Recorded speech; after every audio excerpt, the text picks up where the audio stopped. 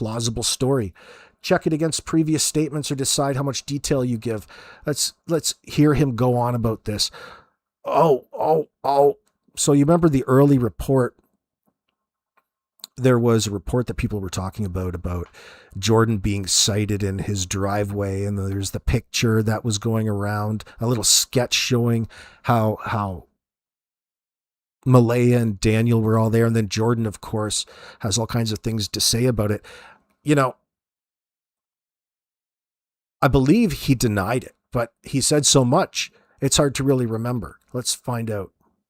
What was his answer? You're saying you were in the front yard of your house with Meadow and Daniel, or in front yard of Daniel's house? Yeah. No, my house. Okay. Where I grew up.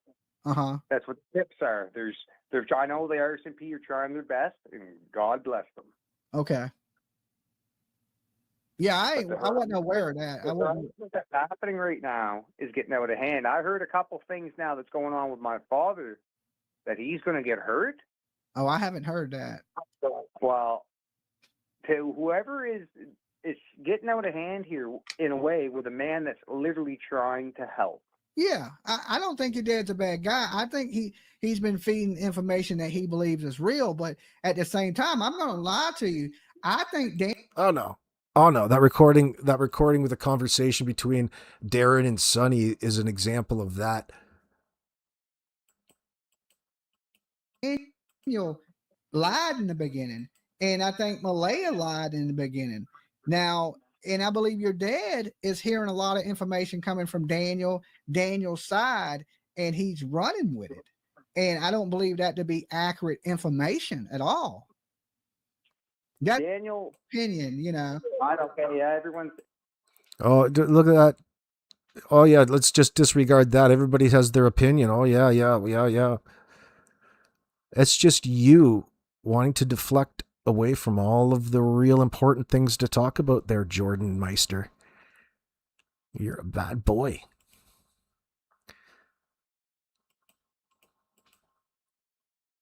Let me see.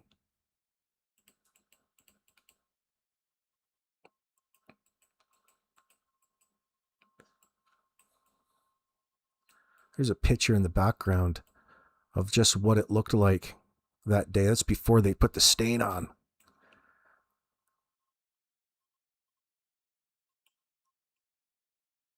Lily and 4-year-old Jack Sullivan loved playing on the slide in their backyard.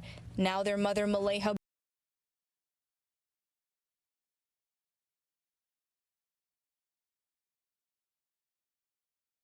You heard the woman from Global News say, Lily and Jack love playing on the slide in the backyard. Are you sure about that? Are you sure about that? Take a look at what tweaker put that together. You want to lower where that slide is or bring the base up a little bit. It looks like a goddamn death trap. Here, you guys want to go through a slide? You mean a drop? Kids will break their goddamn necks going down that fucking thing. Like, what the hell? Are you sure the kids, how did they get up there? Assuming that they still have access to the top part. I have to go back and check. I don't know. I'm pretty sure it was there, but half the top of the tarpaulin canopy is missing.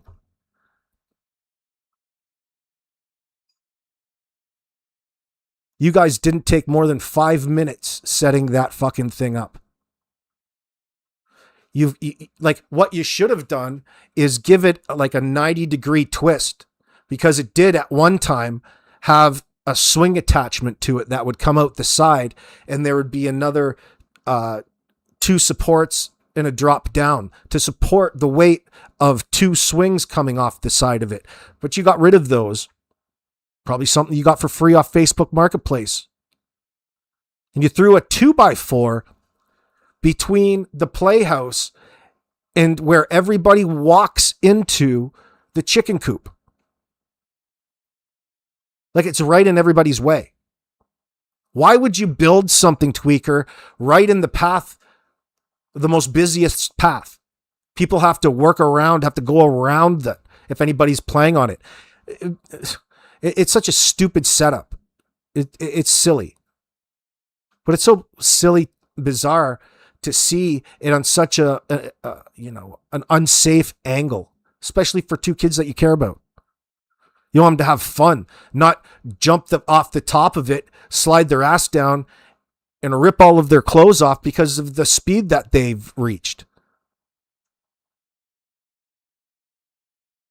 You can see how off angle that bottom part is, in my mind, in my opinion.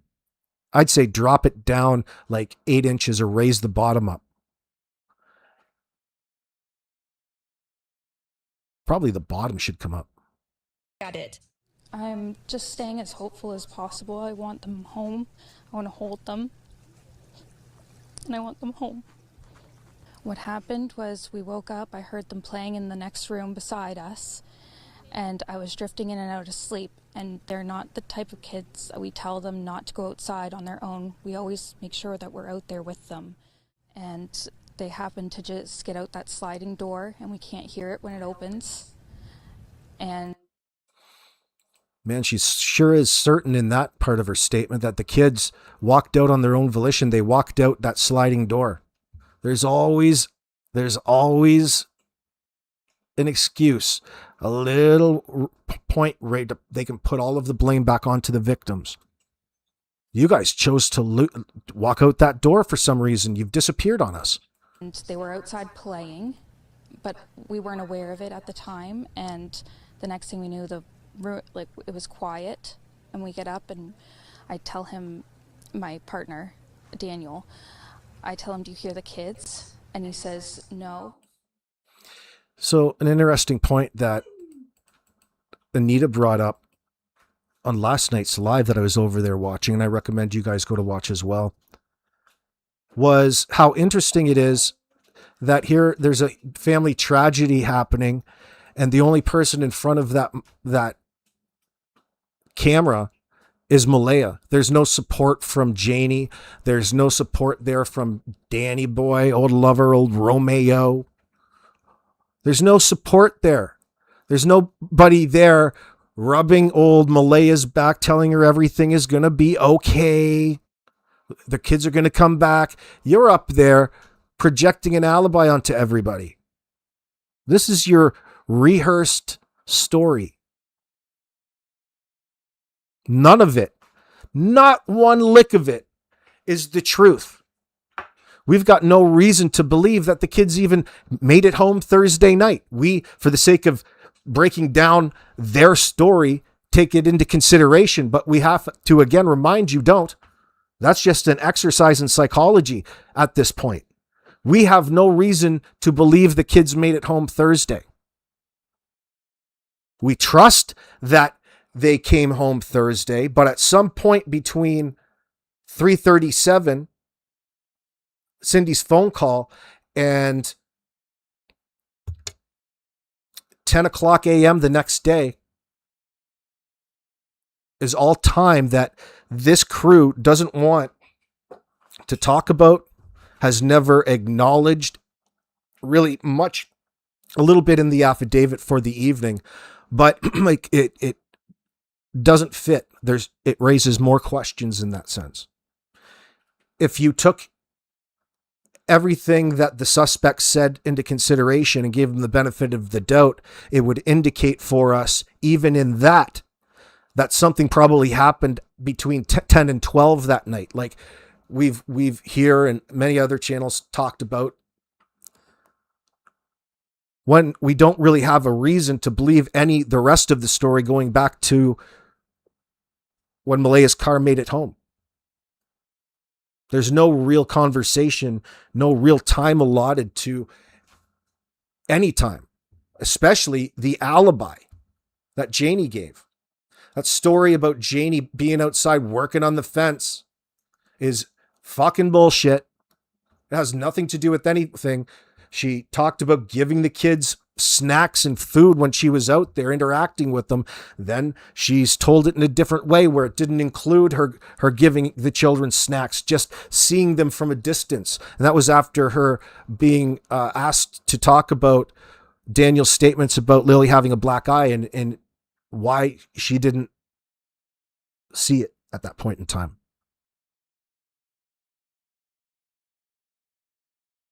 So the question is, friends, what happened to the children?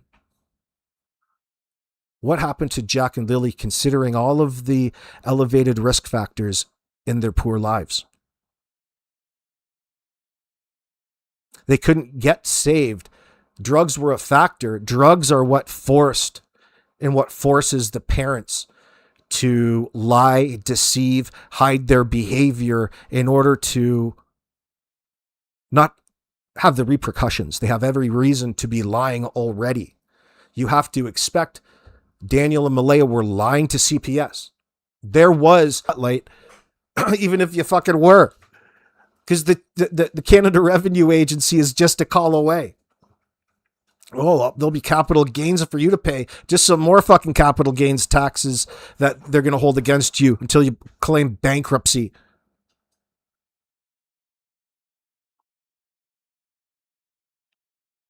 Wealth is managed. This guy's walking around in a fantasy world. And that fantasy world and the way that he lies is what Malaya experienced. Not that she's an angel in all of this, but she has been a part of this entire time. So she's just a natural extension of the lies and deception at hand in the first place. You've got no real plan. You bring kids into this world. You don't have a plan. You don't have any sources of income in that sense. And Cody, stopped paying child support for Jack and Lily. You weren't buying groceries anyway.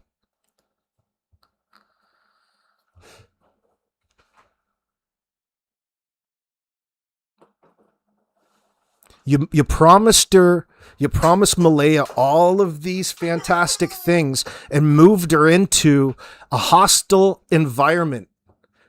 To Malaya, the kids are just a multiplier on that. You moved them into a hellhole.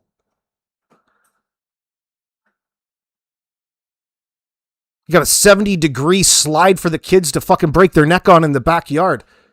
Well, I can't even bear to look at it, Malaya says. You never started. You certainly don't interact with your children, Malaya. You have resentment towards Jack and Lily over the failed relationship that you had with fucking Cody. And whatever your problems are that stem from that and even before. You hold whatever problem that you have against Cody,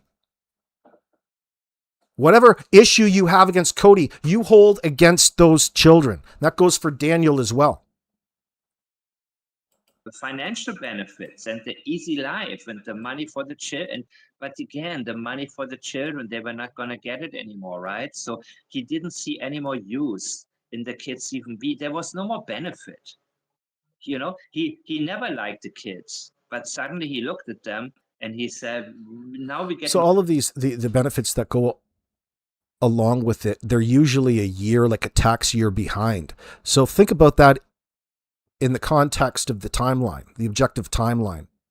You know, it's okay for the first little bit that they've moved in, they still have all their payments, but you know, the next time, the tax year, as soon as problems start because they're cohabitating, well, you know, you've become common law and things are going to be adjusted based upon how much you make. And it didn't, you know, it didn't seem old Danny, he wanted to make any sort of commitment at that point in time. It was all fine and dandy when the bills were paid for because of the benefits that Malaya would have qualified for. It kind of looked after itself. But the more that you lived with Fancy Pants Danny here, the less money that was going to come because old Moneybags here is a fucking millionaire on paper. All right. We can't report any of that to the tax man. Oh, true wealth. Oh, fuck.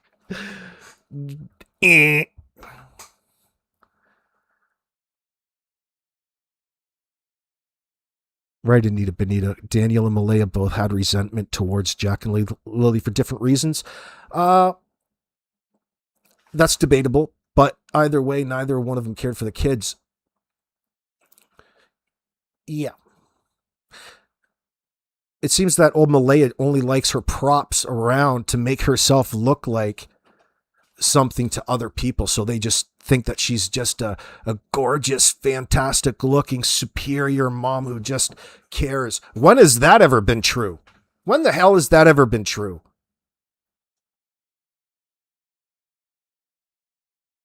Cody's child support stopped, then MBM and DM lost their tax benefits. Jack and Lily suffered the consequences and were then blamed rather than MBM going to work. MBM going to work. Who did she bring that up with? Wade? You've pretty much burnt most of your bridges. Good luck. There's nothing stopping you at this point in time, I guess. Yet. Well, is this how you're going to introduce yourself, Malaya? Are you going to put that in your CVV, your cover letter?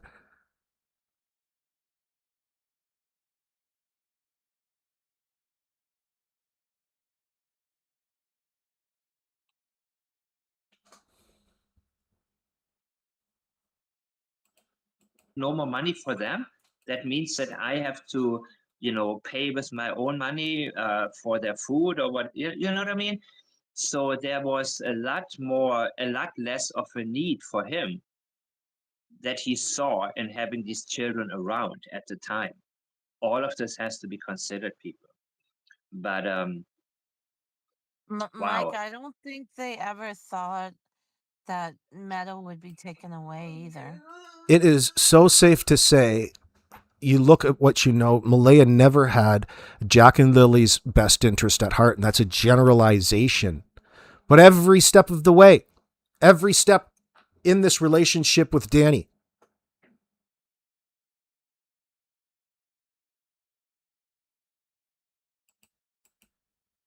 yeah, they wanted her out of there. That's why they wanted Logan to have her, because they figured, hey, Logan has a family. She has her own children. She's not in a trailer. She's a little bit better than us.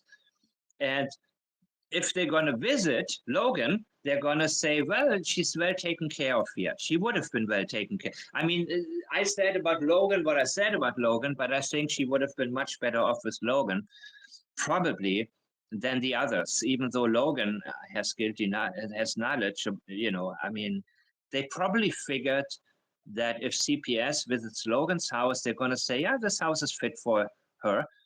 And there would have been, both Malaya and Daniel can both visit anytime they want. You know what I mean? And that would have also kept the connection between Daniel and Malaya, and Logan is all on Daniel's side. She had a problem with Malaya leaving Daniel too. So that connection was completely. Logan complained, said, well, she didn't even come back to get her own car. She said. Shows you the power dynamic in Daniel's influence. It almost seems as though it's funny how it seems that they cared so much for Meadow in the circumstance. Cared for her, meaning that they wanted Meadow back in their possession. They had plans for it. And the plan included the person who was going to get your baby. You didn't even have their phone, or you weren't communicating before that present time. Logan says that she was going to put her number in Malaya's phone before Cindy stopped her. That doesn't seem to be leaving your child in very good hands in that sense.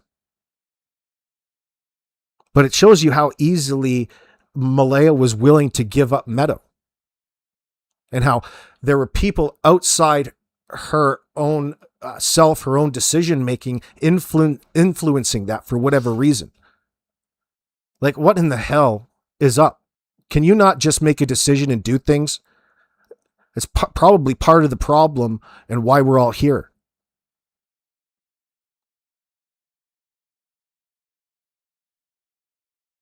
The children grew increasingly more burdensome the longer time went on. It's just a ticking time bomb around that place for them. Avoiding child protective services in those 3 days.